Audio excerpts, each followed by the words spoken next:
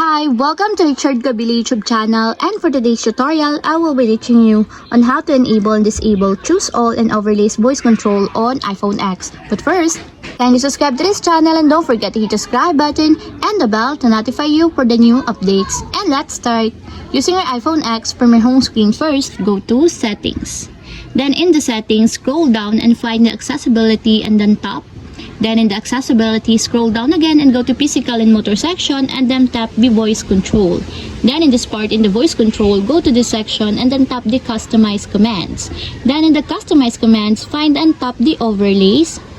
And then in the overlays, find and tap again the choose all.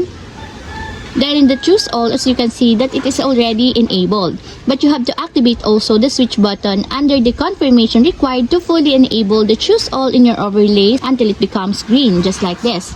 And if you want to disable or turn off, just tap again the switch button. And that's it, we have successfully enabled and disabled Choose All and Overlays voice control on iPhone X. If you have a question, get a comment down below and don't forget to hit the subscribe button and the bell to notify you for the new updates. And thank you for watching!